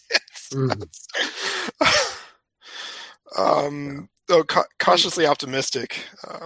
Yeah, I would say I'm more or less looking forward to this. I feel like there's a sector of the online film world, like your Letterboxd and your film Twitter, that have over responded to the Paddington movies in a way I find really annoying. But I will just ignore those people and enjoy this film or not on its merits. Did you see that the Nick Cage film? The astounding weight of Yeah, massive talent, something the like that. unbearable They, weight of massive talent. Yeah, yeah, I okay, so they made did. Yes. they made a joke about Paddington 2 in that, and it's where I realized that this had gone too far. agreed. I no that was a really bad joke, I thought, in that movie. I think the unbearable weight of massive talent had maybe like three good jokes floating around, a lot of Yeah. very half-assed, half-assed Wasted mugging. potential. And I will say there is one film that is making its limited drop in the United States that I am extremely, extremely excited for. It is we were talking about Quebecois films before. I don't believe this is Quebecois. I think this is just No, from he's from Winnipeg, Anglosphere. Yeah, that's right. but Uh, he's apparently obsessed with Quebecois, and I don't know because why. because it's very present in his short films. We're talking about Matthew Rankin, who I adore, and his last film, The 20th Century, was I think my second favorite movie that year. But his new film is Universal Language, which I will be catching up with soon. I actually have a screener of Universal Language. Oh, you So lucky I'm duck. really fucking excited for this movie. I was taken by what I saw of this. Interesting that you noted earlier, Gavin, that you like the sound of Farsi, Yes, I was going to bring because that up. like that, yeah, that's a film made for you. But yeah, this kind of surreal cross-cultural comedy, I guess you would say, really striking to look at, and I'm just taken by this sort of premise of this kind of like liminal space between Iran and Canada. I'm not sure. Well, like the thing is, the 20th century really blew me away. Like I was so blown away that I had to watch it again that same day. And it's definitely something I consider. Like I think it's the most recent of what I consider the formative films, like the films that really like struck me. And I feel like he's going in a different direction. I did not get 20th century flavors in this. Well, he's been accused of being too imitative of the guy that did the Green Fog. I'm sorry, I don't. Madden. Yeah, guy Madden. Yeah. Yeah, Madden. They say he's like a Madden light, and I don't know if he's trying to veer off in another direction, but like the premise is weird. I'm not sure what the joke is exactly. And apparently there's a character, like there's a self-insert character in the film, and that just puts me on the defensive position. It makes me a little cautious about seeing it, which I might not be able to do anyway, because the other problem is it's actually been out in France since December and no one told me. So, and now it's on its way out, and I will have to travel great distances to see it. And I'm not sure if I'm that curious to see it. So we'll have to wait. We'll have to wait and see. I'll keep an eye out. I have You know, no idea when it's yeah. launching here, but Have you seen the 20th century? no, unfortunately not. You should probably. Yeah. Just I would like to see how you respond to it. If anything, it's not that long either. Okay, I'm It's a gonna while. watch list that now, actually, just imminently, because you've got me interested now. It was very special to me. It was like I was living in Quebec when I watched it, and the climax of that film takes place about a kilometer from where I was That's living. amazing. It's like I could point it out to you. Oh, this guy has this. I don't know why he likes Quebec or he's so fascinated by it. Well, again, I think it's because he's interested in liminal spaces, and it's sort of Quebec is this weird like it's not any one thing; it's many things partially. Yeah, it is an odd thrill, that isn't Oh, it? Seeing a popular film show up, having a location you're familiar with show up in some place that you don't expect it to. oh, I guess yeah. I was just saying, if like seeing a place that I know on film has always been. I mean, it was. I mean, I live in Paris now, so it happens quite often. Like if I saw something from Indianapolis on film, that would definitely mean a lot more. The town where I grew up, there is exactly one wide release film that I'm aware of that includes it as a location. It is a single nighttime shot in Under the Skin. Right. And like, how must people who live in Los Angeles and New York go about their lives? They see their homes represented in films all the time. If I'm getting this tingle from this one like dimly lit shot out through a car window in the middle of the night. My experience with that was when I saw The Dark Knight on IMAX, because those movies were shot in Chicago. Yeah. The building I was sitting in is present on screen. And that was like the one time that I got that feeling of like, wow, like what if they zoomed in and I was watching the movie in the movie? Wow, it's world on a wire right there. Is a bit, yeah. So that gets us to the 21st, which I don't think we need to spend a lot of time on. Two wide releases in the States, one of which, The Unbreakable Boy, unless either No. of you have anything to say. I will sum this up and we will dismiss it by pointing out this movie was scheduled for release in March of 2022.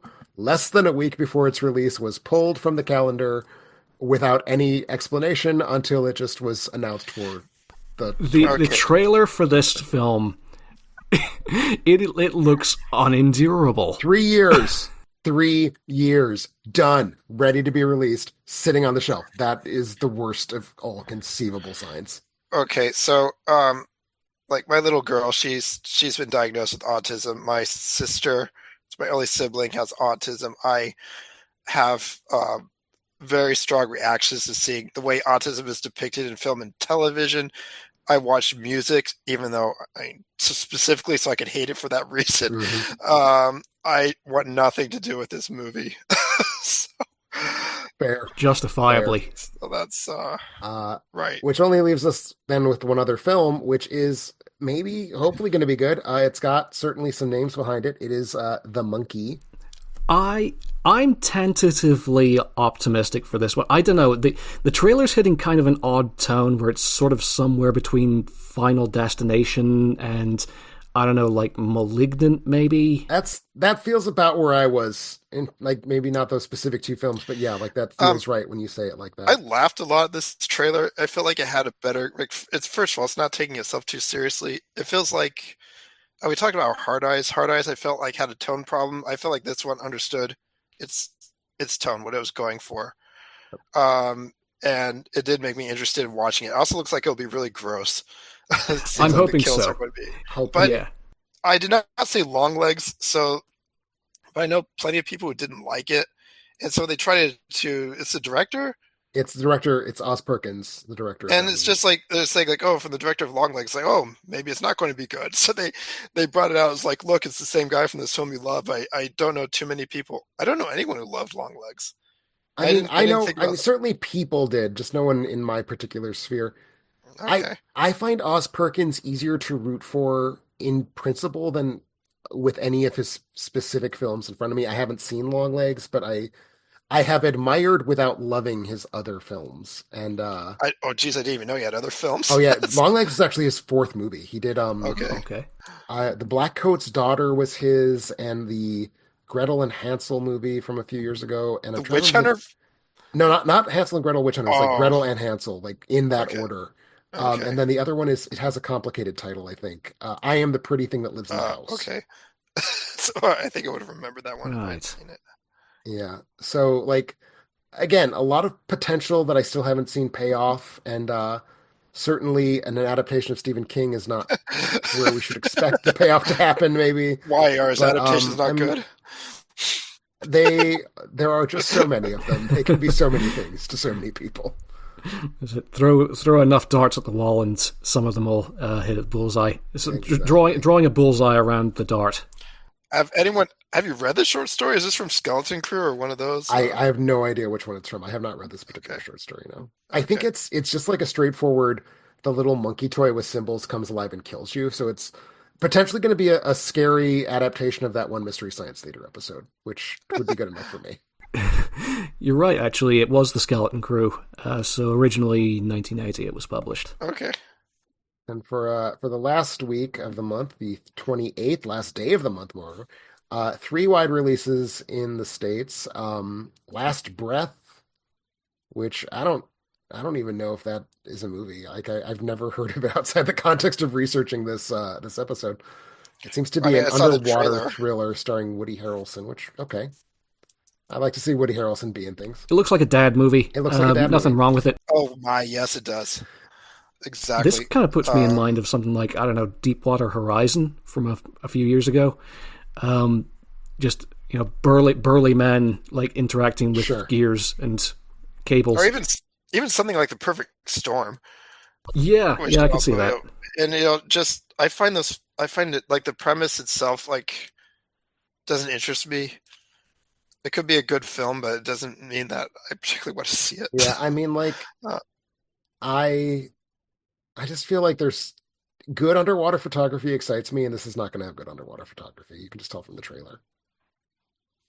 And then another film that apparently is getting a wide release, and we'll see if it actually stays wide or if it ends up going platform. But A24 is apparently trying to make a break into children's movies, which feels like a yeah, fascinatingly bad idea to me. It's the I Legend am of kind of Ochi. curious. I'm curious for sure. I'm not sure. I don't think it's going to work, but it has, like, there's some kind of style going on with the visuals in this. yes, the visuals look very striking. But the first thing they show you is A24. I thought, oh god, not again. And then like the second thing is like Willem Dafoe, which good, but Willem Dafoe dressed like he's LARPing, bad. Like what the hell's going on with that? And that the story is basically like it's just E.T. It's just E.T. Mm. But I mean, E.T. is a good movie, so ripping it off is potentially a good Yes, thing. And it can't be. How could ripping off E.T. go badly? exactly, never once has it gone badly. I will say, I like that the Ochi appears to be a practical effect. Okay. Really? I'm not I sure. think so. Because I wasn't able to could not tell that. No. which is bad. If you think your practical effect is CGI, it's not practical enough. Maybe that's true. It feels like its little ear hairs are interacting with the light in a way I would not expect CGI ear hairs to interact. I don't know. Maybe I'm wrong. I don't know. There's this whole element where it's taking place in this kind of magical realist setting, where it's this secluded island in the middle of the Black Sea, and it's all like this sort of made-up Carpathian folklore. And Willem Dafoe's doing a funny voice again. Yeah. So its natural voice is pretty funny, I think. But. It is, yeah.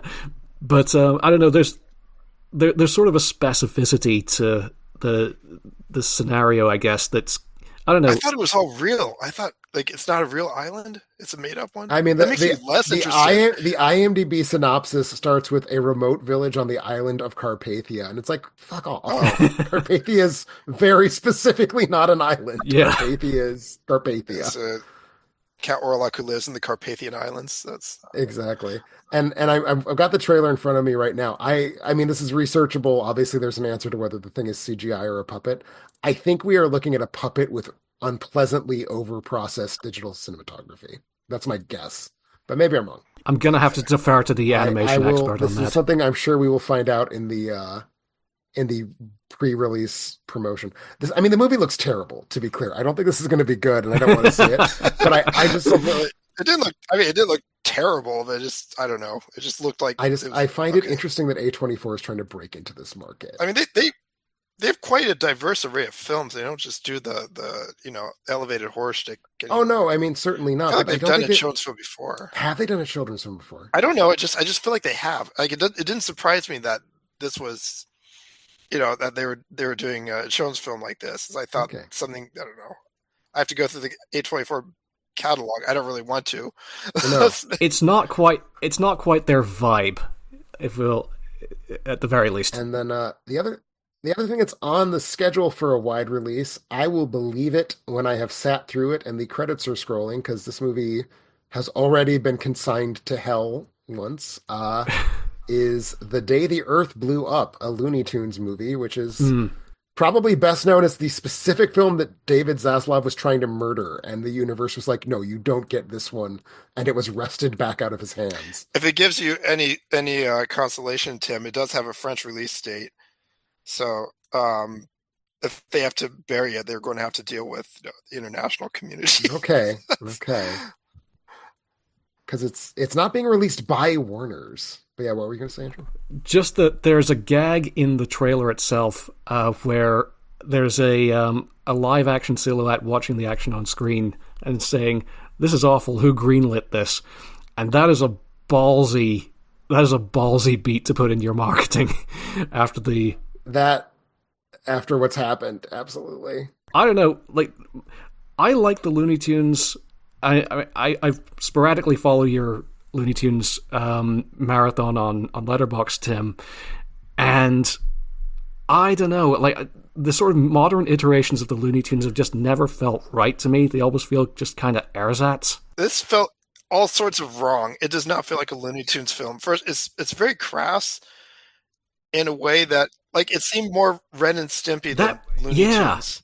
Ooh, that's really good. I hadn't pinned down Ren and Snippy, but that now that you've said that out loud, that feels exactly right. But Tim, you're the expert, so tell us what's how does this rub Well, you? no, Yes, okay. it looks wrong. It definitely looks wrong. And this is me being just an absolute, reactionary curmudgeon. I think the low cost off the shelf digital animation platforms that we see being used to make things like this and that Mickey Mouse series on Disney, they're great because they're easy to use. They're great because they keep costs down.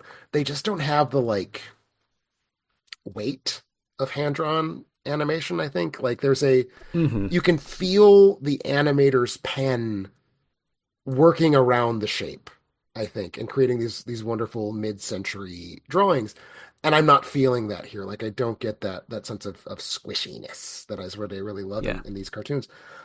I think the crass humor is a problem. I think this is going to sound insane. I think the stability of the color is a problem. I think hand painted cells feel kind of Huh. they have a softer color to them that I like the look of. Yeah. This is the problem I always have whenever I stumble across a clip from modern Simpsons. It's like Mm-hmm. whenever you see the clips from the Simpsons from the '90s, and when they were very very janky a lot of the time, the animation, Yeah. and you just set them side by side with the sort of very over processed plasticky Yeah, look you of can what it feel looks that like people nowadays. made it, and you can't feel that people made this. And I also just think, and this is the exact same problem I have with Looney Tunes back in action, which I am otherwise quite a defender of. These are characters who were designed for 7 minutes. These are that's they're not designed to sustain a narrative feature, and it has not yet gone well when they've tried to. And who is this?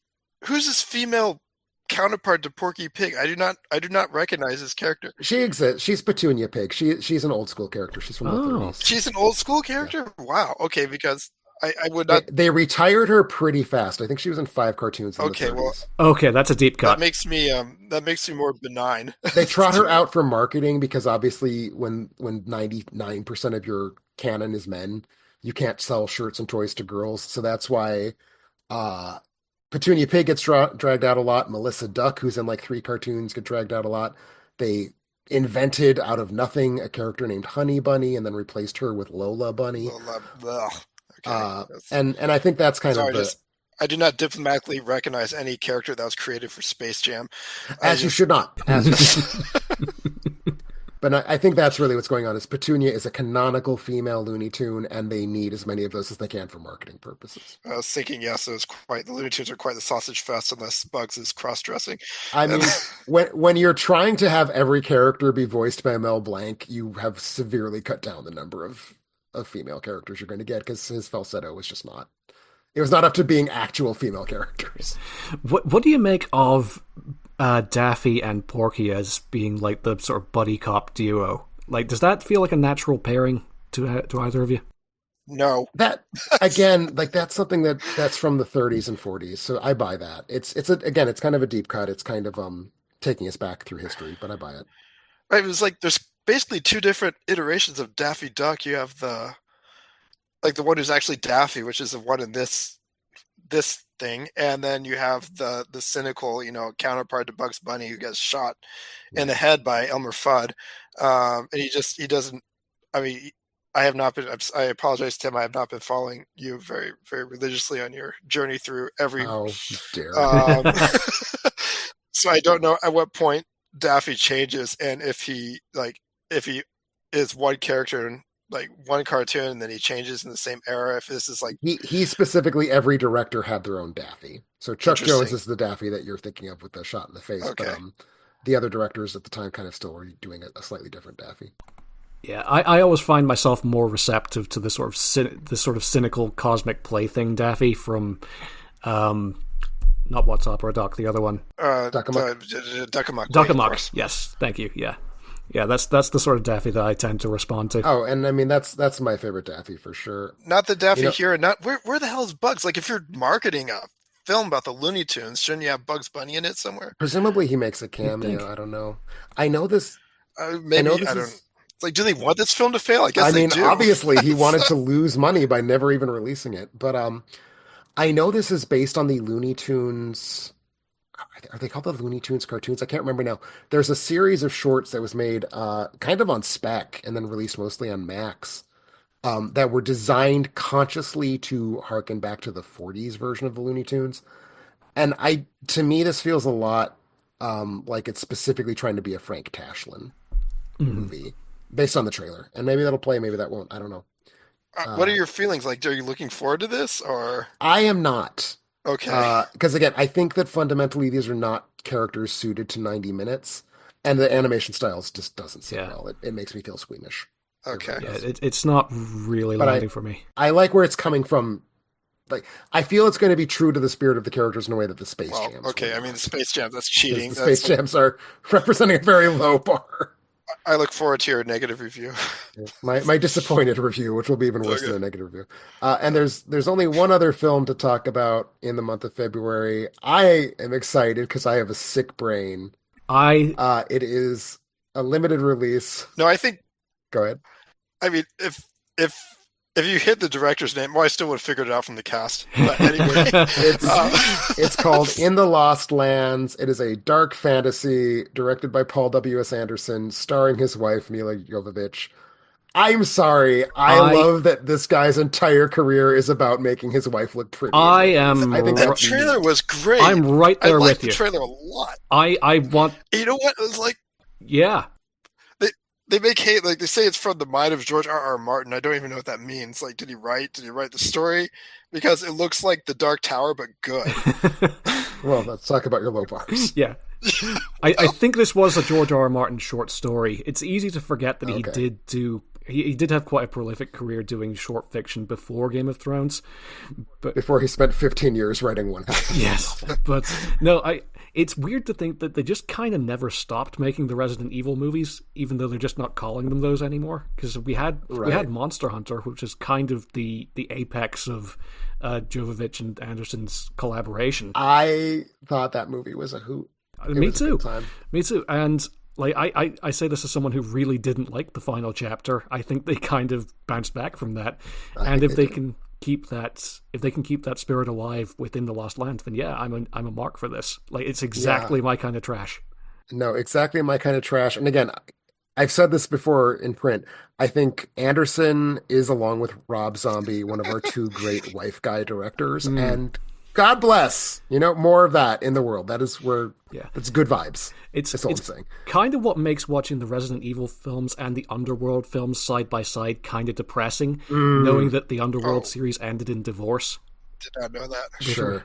Yeah, which Sure. is it just kind of it kind of gives the whole thing a sour taste in hindsight. So, well, I'm glad to hear that I'm not out on a limb being like, no, this is going to be good. I'm looking forward to it Why, because I, why is I it getting? am. Why is it getting a limited release? Because They it's going just to be bad. And it's and going the to get Legend of bad Ochi gets a reviews. wide release. I don't Okay, know. okay. No one pays me to make these decisions. Well, that's the month of February. Thanks everyone for listening. Thank you two for joining me on this quick tour of what's coming out. Before we wrap up, I just wanted to offer you a chance because I forgot to at the start of the episode. Any projects that you want to promote, or any sort of side jobs that you want to talk about a little bit? Well, okay. So I guess I should mention, right, in addition to my column, I do run a book club out of the alternate ending Discord.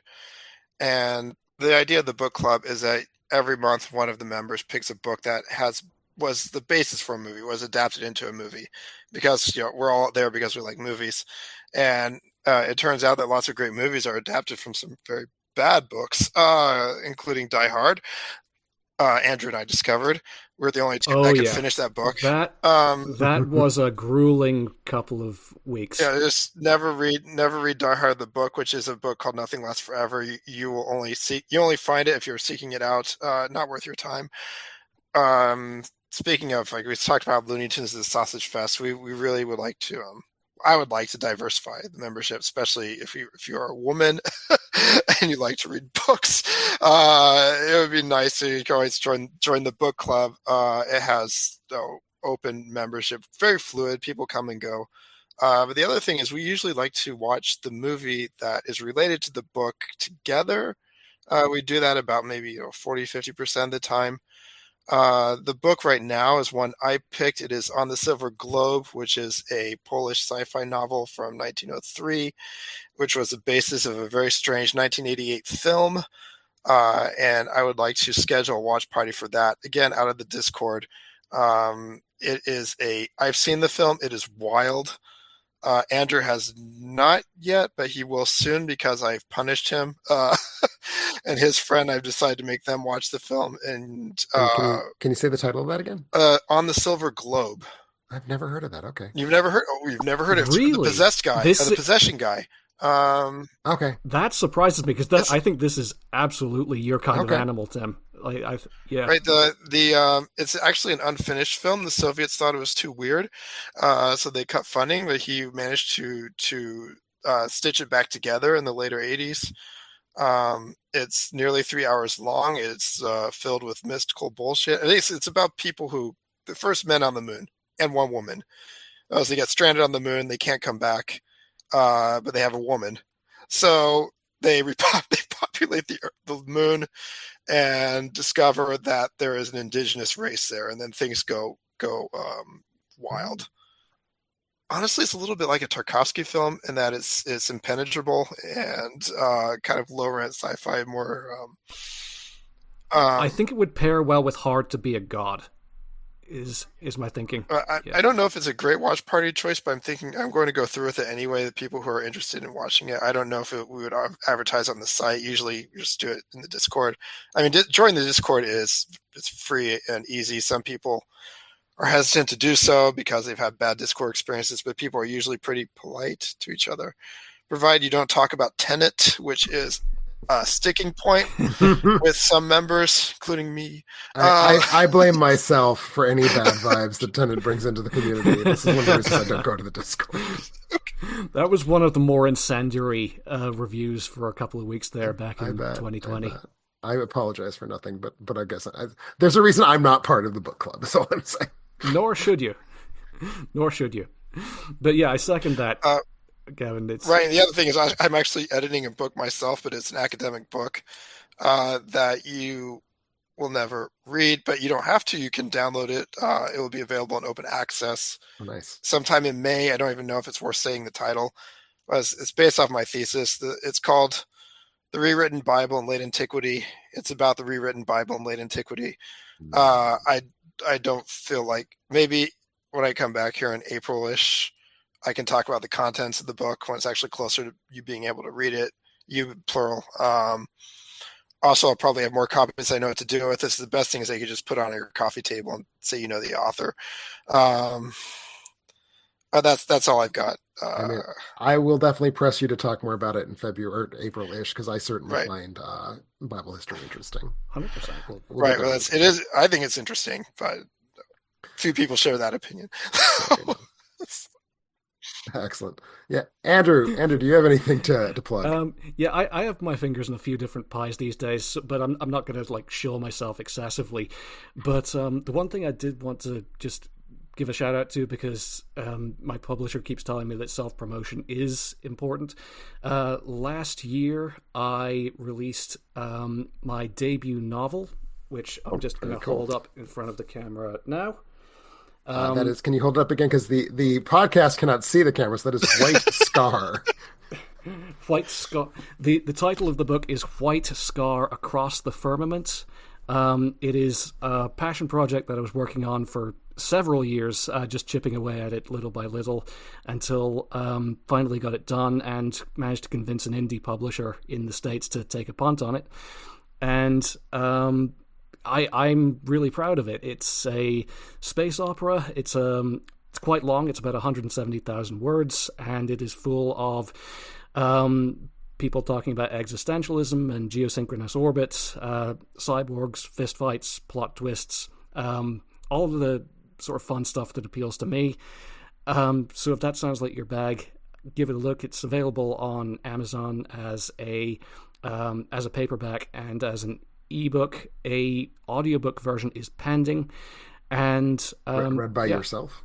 Written by myself, yeah. No, No, read I'm by sorry. yourself. No, not read by myself. We are getting in a narrator, Okay. but that's still in the works. No, that does sound like my shit, though. I will definitely have to check that out. So thank you for that. I'm ashamed that my academic monograph is even longer than your long sci-fi novel.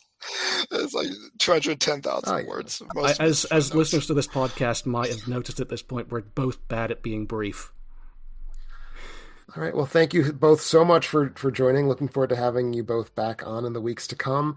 Thank you all for listening. As always, next up will be our first edition of a new podcast series. Mandy Albert will be premiering Your Movie Rocks, guest starring yours truly on her first episode. So be sure to check that out next week. Otherwise, thanks as always for listening, and we'll talk to you next time.